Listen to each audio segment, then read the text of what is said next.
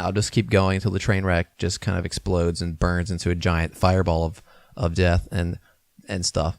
Yeah, so let's do this. This is the College Gamers Podcast for March 12th, 2016.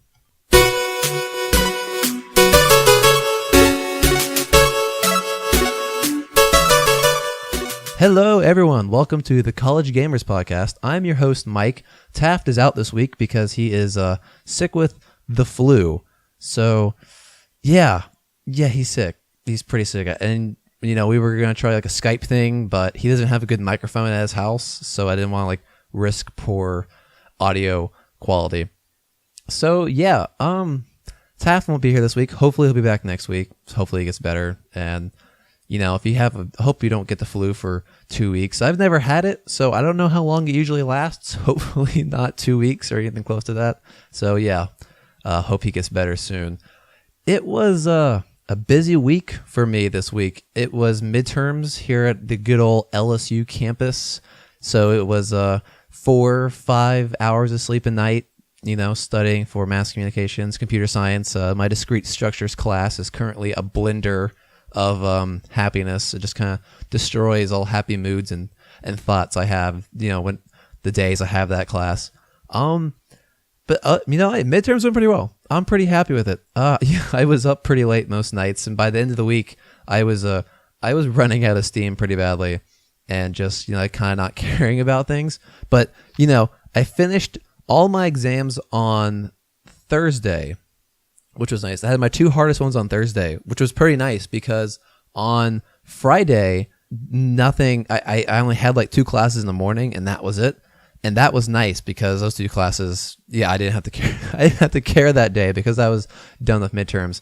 And the best part of my week was Thursday. I got done with my exams by 1:30, so I had all day to relax. And then Friday, I got up, went to my 8:30 class. At 9:30, I go to my English class. I sit outside the classroom. I check my email, and I see that at 6 that morning, she emailed us canceling class. And so I had finished the day by 9:30, and it was great. I sat around, did nothing all day. I finally watched Pulp Fiction, really good movie. It's kind of weird. I mean, it's kind of probably not so good. It took me that long to finally watch it, but yeah, good movie, really good movie. So yeah, Taft won't be here this week, you know, with the news stuff. So that means I can talk about whatever the heck I want to talk about. And I actually didn't do this on purpose, I promise you, but I have probably majority Blizzard news. As everyone knows, I'm a Blizzard fan. So I have a lot of Blizzard news, and so just prepare yourself. If you don't know anything about Blizzard, you know, take a seat, listen. You know, you're gonna learn some stuff about Blizzard and just how awesome all their games are. So let's hop into the news. Breaking news. All right, so let's start off with the most exciting news this week that I'm pretty happy for. Overwatch got a release date this week. Overwatch releasing May 24th of this year for Xbox, PC, and PlayStation. And that was a weird order that you never hear anyone. It's usually like Xbox, PlayStation, PC. So, you know, what you gonna do? The college gamers here, we don't do the usual. We set our own standards and, you know, forget the mainstream because we're breaking walls or stereotypes. That's what we do. We break things. We break all sorts of stuff. But Overwatch getting a release date. I'm pretty excited about this. If you pre-purchase the game, you'll actually have early access in the upcoming beta, which starts May 3rd. So you'll be able to start playing around like the beginning of May, which is for the college students listening to this. Finals are early May. So let's hope, maybe I shouldn't pre-purchase this just so I do well on finals this semester and I'm not tempted by the evil little Overwatch character on my shoulder whispering in my ear to go play Overwatch and put the textbooks down for half an hour, which will then turn into 6 hours of me playing video games. So yeah, I'm pretty sure that early access to the open beta is the only thing you get from pre-purchasing it. And probably knowing Blizzard, if you pre-purchase it on PC or maybe PlayStation, you'll get some bonuses in other games. Maybe you get an Overwatch mount in Heroes of the Storm, though I don't know what mount you would get. Maybe like the symbol. It's kind of like that coin you get in Heroes of the Storm, but instead it's a symbol from Overwatch or something weird like that. Excuse me. Let's see what else. Yep, I think that's about it. Oh wait, you also get a special Origins skin for 5 heroes and a cache of extra content for several Blizzard Entertainment games. So look, I knew that without even reading it. Way to go, May. And, you know, I bought enough deluxe editions of Overwatch. Of Blizzard games to know what you usually get from buying those. Speaking of other Blizzard games, Heroes of the Storm is getting another expansion. This one is called Whisper of the Old Gods. The Old Gods, probably one of my favorite pieces of lore in the Warcraft or World of Warcraft universe. They're just kind of like cool and mystical. I don't know much about them, which is weird to say. It's weird to say they're my favorite because I don't know a lot about them. But they're mystical and they're weird, and they have a theme of tentacles for some reason. So, what you gonna do? Maybe they're octopus. I don't know. Maybe. So, yes, we don't have. Do we have a release date for this? Expansion is coming out Monday, March. Oh no, wait, that's an early patch for the expansion. It's coming out Monday, March 14th.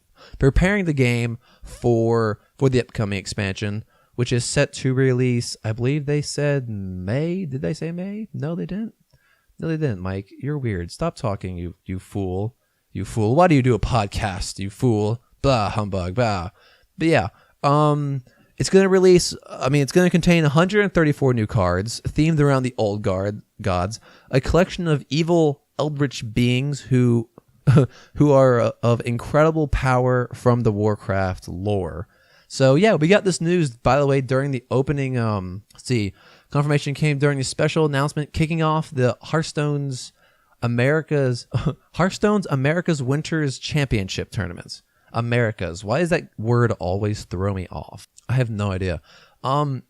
It came with a really nice. They showed off a really nice trailer for it, and I love the artwork in these trailers. They're a lot of fun, and it's just smooth, and it's 2-dimensional art, but the way they move and they put some depth to them. And it's really cool. It's a cool perspective that you don't get in other Blizzard trailers. All the other trailers are super high graphics, just absolutely gorgeous. But the Hearthstone ones are simple, and I think that's cool because it kind of reflects the game because it's a simpler game compared to Diablo or World of Warcraft. It's strategy, but the UI isn't super intense. The cards might have some special effects here or there, but you don't have to manage 1,000 abilities like in World of Warcraft. So yeah, do we ever get yes, we do. It is planned to launch sometime in late April or early May of 2016. So maybe, I bet it's going to be late April because if Overwatch is coming out the 24th, I don't think they want those to overlap, so you don't have players. You don't want to fight your own players over which game you want them to play between like your two own games. You want them to enjoy both of them. Of course, if they release them at the same time, you're kind of pleasing everyone at the same time. But some people play both, and I don't know.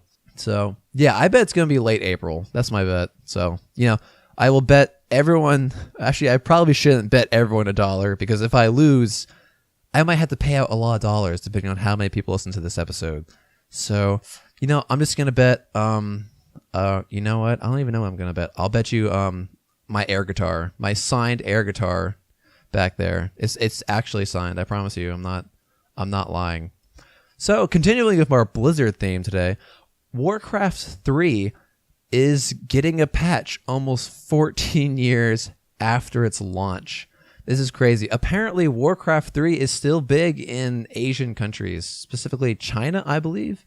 So this is kind of crazy because, again, it's been out for 14 years, which is weird because if a kid could be born the same day this game launched and he can almost drive, in 1 year he'll be getting his permit. That's weird. It's an old game. Can we give them a ceremonial driver's license for a video game? Is that a thing we can do?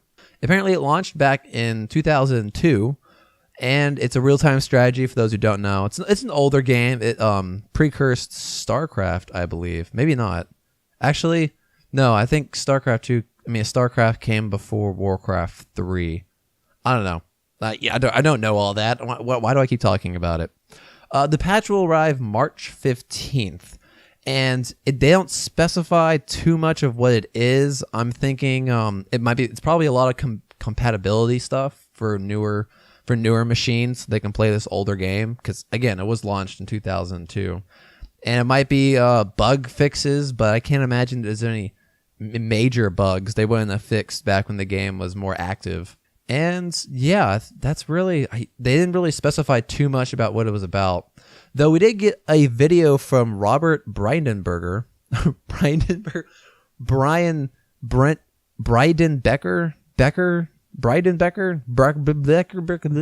I can't say names. I put letters in my words just kind of randomly sometimes, so it might be something completely different. But he is the lead developer of Blizzard's Classic Games Group, which is kind of a dedicated group within Blizzard that focuses on their older games and keeping them up to date, or in their words, restoring them to glory, I guess. Well, that's a quote. And yeah, that's basically a patch. And all these guys are obviously busy because at the same time we got a patch for Diablo 2 5 years after the patch came out.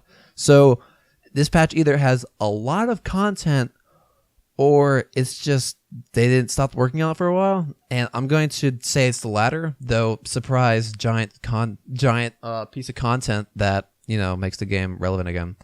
But yeah, they got a patch I think it was like earlier this week.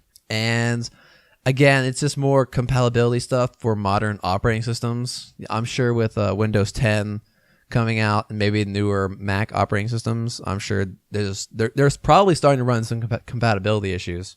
Though I'm not an expert in operating systems, not yet. But so I can't imagine what problems they would be having. Maybe just because I know you can't play really old games on newer machines. I think I tried to install Myst, like the original Myst, which is pretty old. I don't remember what year it came out on this machine, and it was giving me some sort of error. It might not have been an operating system, might have been something else. But I know older games can have issues with newer operating systems and newer like architecture and stuff. So yeah, again, it's part of their what's the word? Their push to keep their older games playable by maybe some new people like figure out the Blizzard universe, and they're like, I want to explore World of Warcraft more, because I played Warcraft 3 and I loved it. Was really cool coming from World of Warcraft and seeing Warcraft 3 and just like seeing the universe before it was Warcraft, where they got all this lore and characters from, and like seeing those characters from a different perspective as their stories unfolded, and knowing where they were going to go, because I played World of Warcraft. That was really cool. And it's really cool to see that they're still supporting these games, because there's a lot of lore and a lot of people love these games. Like, I'm sure a lot of PC players started by playing these games. And I hear Diablo 2 was pretty big. In fact, according to Blizzard, there's still a decent amount of people who still play the game. So that's pretty cool. So good on you, Blizzard. And so I'm done with Blizzard news. I promise, guys. I'm done this week. I'm done this week. You can't. All bets are off for next week. All bets are off. But continuing with this piece of news. So I don't know. I'm not a big simulator fan. I don't play Truck Simulator. I actually never got around to playing Goat Simulator. But a game came out not too long ago called Bear Simulator. It raised $100,000 on Kickstarter with more than with almost 4,000 people backing it. And it recently came out on Steam, and the developer of the game is actually walking away from creating new content for it. He's just kind of, according to him, this is a quote from him. Well, the game didn't have a great reception, has a stigma against the name, and there's plenty of other problems. So making any updates or going further is basically a lost cause now. And he has other quotes like this talking about he just keeps going. Plus, not skilled enough to make the game better than it currently is, or write better updates than previously. And he's kind of all of his quotes, like they gave him lots of quotes talking about how he just wasn't having fun, how there was a lot of bad, like it has a mostly positive review on Steam currently. I think it's mostly positive, and I feel like he's just I don't know what the word to say for this. He's kind of he seems like to have a negative view towards it. He's just kind of like, oh well, I guess no one liked it, even though you got 4,000 people to back you. You made over $100,000. I don't. You can't focus on the negative people, and I think this is maybe where he's getting this.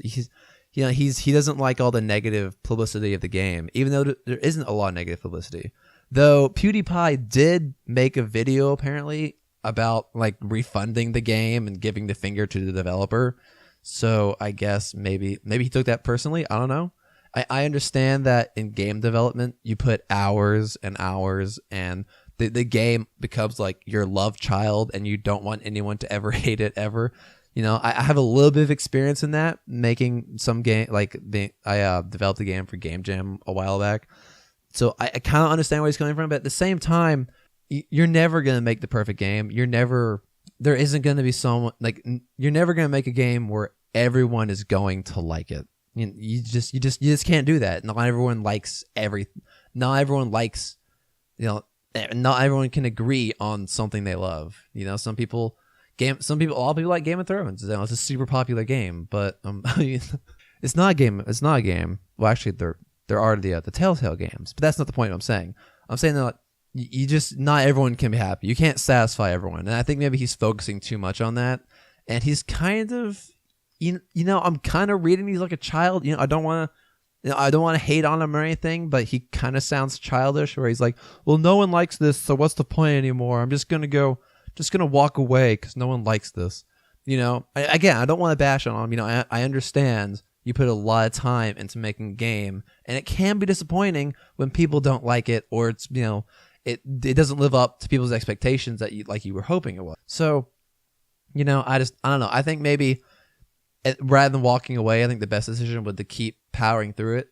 But in the end, you really need to enjoy a game to keep making content for it. So if he's just not having fun with it anymore, then just, I kind of understand where he's coming from. If he's not having fun with it, if people are just hating on it, then yeah, I guess he can walk away. But it's a shame that he didn't stick with it further, because maybe he might have made a redeeming patch at some point.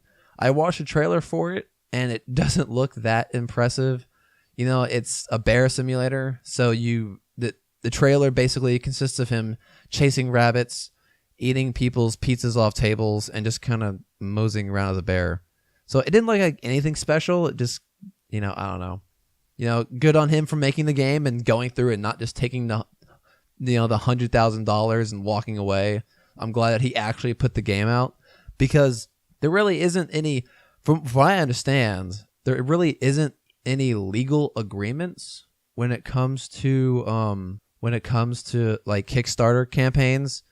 There's no legal contract, so if something fails, it fails, and you don't get your money back. And I'm sure you can probably get like insurance or something.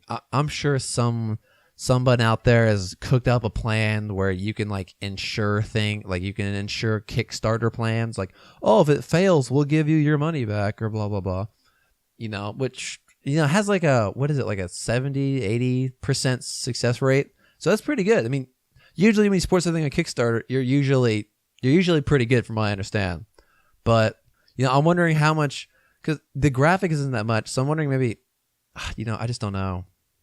Yeah, I don't want to say he maybe spent like half of it and he's just gonna walk away and keep the other half. I don't want to be a jerk to this guy or anything. So what was his name? John Fairjay is calling it quits, announcing this week that he's planning one more update and walking away. So I mean, I'm glad he's putting out like the one update's probably gonna be bug fixes or something, I imagine. All right, so that's the news. Pretty sure that's the news. Though, two things I'm just gonna touch on here. We actually had 2 games being canceled. The first one, EverQuest Next, is canceled, and developers just said it wasn't fun. So I never played EverQuest. It's really big, and it's one of those landmark MMOs. From what I understand, it's up there with World of Warcraft. It might not have the player base World of Warcraft has, but it's certainly like a cornerstone of MMO ism. That's a word now, by the way. So I never played EverQuest, so I was going to touch on this. Also, Far Cry. What was the name of that? Far Cry Legends. That's it. Far Cry Legends is also being canceled, from what I understand. So yeah, 2 games. Far Cry, maybe. I might have played that. I probably wouldn't have given EverQuest, the time, because I just probably wasn't gonna play it. I've never really been too interested in EverQuest. But Fable, I played. Oh gosh, what Fable did I play? I might have played the first or second one, and I never went back to it. So I'm not gonna miss these 2, though.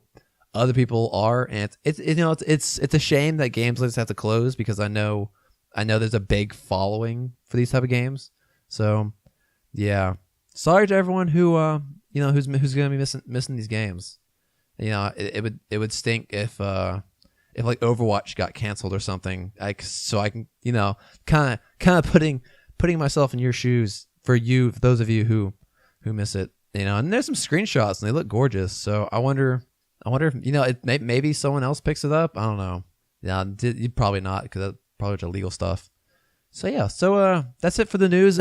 It goes by without Taft here. So yeah, it didn't take very much time. So let's move on to what I've been playing this week. What you playing? Gosh, this podcasting thing is hard when you don't have someone to talk to. I feel like all the pressure to keep the energy up in the show is like focused on me. So if I screw up, fumble, or maybe drop the ball and it shatters on the floor, then bursts into flames and burns the house down, then everyone knows that's my fault. So that's a lot of pressure. So anyway, this week, what have I played? Friday, I decided to treat myself to a game because it was midterms week. I had gotten through it. I felt pretty good about all of them. I did A-okay on my mass communications a midterm. So I was like, you know what? I deserve a new game. So I went up to Steam and I looked through their not most played, like top selling games, because usually those are all the good ones, right? I'm scrolling down, I see The Division right there on top. So I'm like, I got me some money, so I'm going to buy this game because it's been a good week. So I buy the game and download it. Everything runs fine. I know like release day, there was some spotty server connections. Like there was a lot of people weren't able to connect to the servers. There was a long wait. And nowadays, with online all the time games, I kind of expect that. Just because I don't think anyone ever, no one ever expects the sheer load of players like all joining a game at the same time opening day. Everyone just seems to fumble that. I'm sure there's 1 or 2 games that might none come to mind when I say this, but 1 or 2 might be able to handle that kind of traffic. And like Blizzard, again, going back to Blizzard, because that's just, I don't know, this is kind of like they're the company I know best. So I just kind of compare everything to them. But they kind of slowly do these betas where they slowly roll people in just to like test, and like they have weekends where they have like open weekends where it's to let a bunch of people come in just to kind of test the server strength and stuff. But I've had no server issues with The Division, and it's been fun. So my thing with The Division is that when I bought the game, I only knew that it was a third-person shooter. it was set in some post-apocalyptic New York or Manhattan or something. I didn't quite understand that. And like something about the dollar flu from what I've played so far. Oh, by the way, spoilers alert. I'm probably going to talk about it more with Taft next week, but spoilers alert up ahead just because I'm playing it and I'm probably going to talk about it. I'll try to talk about more mechanics though, just because it's recently been released. And so yeah, there's the flu thing, and that's about it. Then I read some reviews where people were talking about how it's MMO-ish, and it's kind of a loot grind sometimes, like you'll find in Diablo or other games. And so I was like, you know what? I like MMOs. I like Diablo. I don't mind loot grinds because it's fun. And loot grinds aren't fun all the time, but when you get a good weapon, it's worth it. So I was like, all right, I'm gonna get it, and I got it, downloaded it. Took about an hour to download. It's a 30 gig game. It's kind of big compared to the games I'm used to, but I guess 30 is the new standard. Maybe I know GTA was 50. Here's the Storm is 4. So I guess there's a wide range of the game sizes. But yeah, got it, played it. It wasn't quite what I was expecting. Well, first of all, I went into the game not knowing what to expect, and so far I like it. I don't have gameplay wise, I don't have any complaints. The shooting feels good. I like it's Ubisoft, and it's kind of that Ubisoft does this really well, where they have the sharp, clean, I don't want to say minimal, but they're kind of minimal UIs, with the very straight, thin lines, and the very like kind of what's the word? Not silent, but not discreet. Just kind of like they have the accents that make the UI look sharp. Kind of digitized, maybe might be the word. But I like that, and the game looks gorgeous. It runs great on my machine. The only complaints I have so far is, first of all, for a post-apocalyptic New York, it still seems to be rather okay. There are civilians walking around, and I know the place is trashed. There are dead bodies. I won't say everywhere, but when you see a mass grave, it's kind of the most depressing thing to see. When you go down into the subway morgue, that was some pretty grim stuff. So yeah, some of the game can be pretty sad and like depressing looking, with bodies everywhere. But I mean, when you're out on the streets, it seems fine. I mean, there's the occasional like thug or something that shoots at you, and they're pretty easy to pick off. But the one thing that really took me out the game though, I'm walking down the street and I realize every third car has its headlights on, and like the brights, like had their brights on, just sitting in the street, no one in it, and all these cars had their brights on. I was like, this must have this disease must have happened yesterday, because these car batteries should have died a while back. So that was really my only complaint. A lot of the lights are on. It just doesn't. I'm not getting that feel of a super desperate situation, though. From what I get in The Division, the disease has struck New York, but it's only been recently. I can't give you a time window of that, like maybe a month or something. I don't know. I haven't gotten that much into the story. I'm actually just got to level 9, and I believe the max level is level 30, from what I understand, if you're looking at the zones. So yeah, my only complaint is that the car lights are on, and that's about it. Other than that, it's really good. The guns are fun. Character customization is pretty lacking. You only have like 8 faces to choose from. You can customize like color of your hair and beard length and stuff. And you have like the war paint tattoos. You can get like piercings for your ear and eyebrows. But it really doesn't quite have customization, but I'm okay with that. If a game doesn't have a lot of customization for the characters, I don't mind that, because it kind of, like, I feel like sometimes, especially starting a new character in Skyrim, I feel like that's just another wall I have to get over to get to the actual gameplay. So I wasn't too sad about that. And if you played a third person shooter, you can easily go into this and just play. Like the controls feel really good, though for some reason they have the climb. If you want to climb onto a box or something, the climb is the control key, and it feels so out of the way That's my only complaint about the controls. Is just my pinky has to really do like a split with my other finger to hit that control so I can climb over something. Other than that, the cover system's really nice. Shifting from like one cover to the other, you can just highlight a piece of cover to get behind just by looking at it. And you can hold space for PC anyway. You can hold space, and your character automatically makes his way to that cover, like behind. If you need to move forward or go backward, usually moving forward works best. But like that's really smooth, and it's really useful, especially in the combat. And that's really it. Yeah, the factions are pretty cool. The cleaners, where it's like this.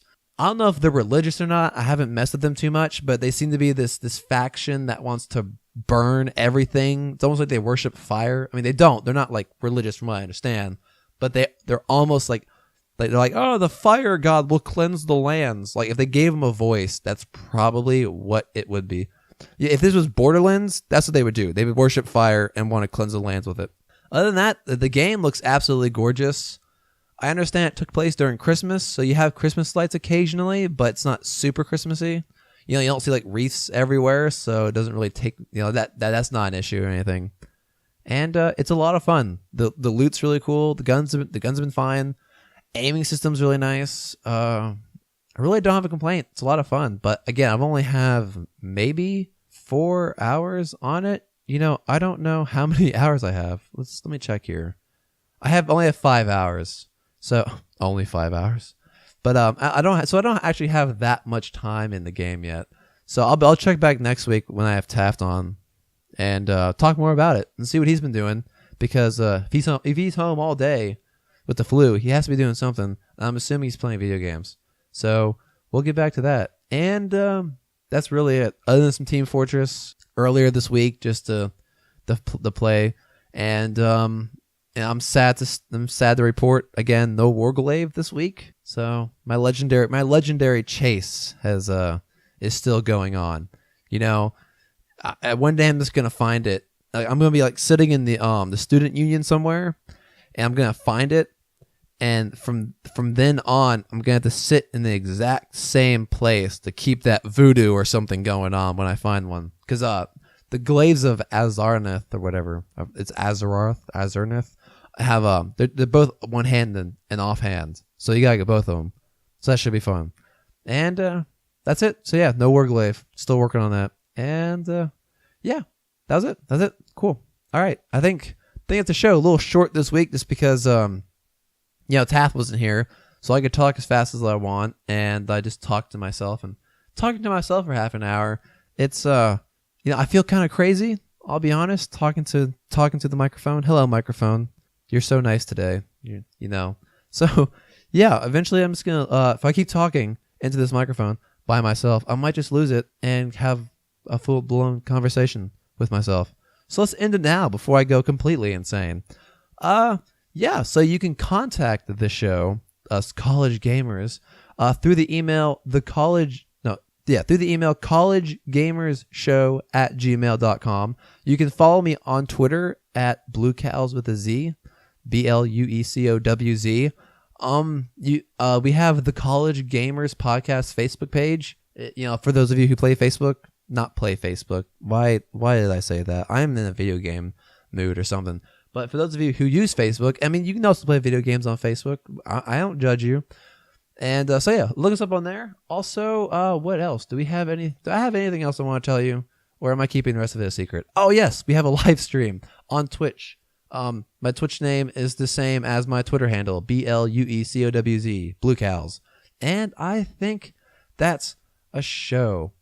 All right. Goodbye, everyone. Thank y'all for listening. And again, Taft will be here. Taft will be back next week.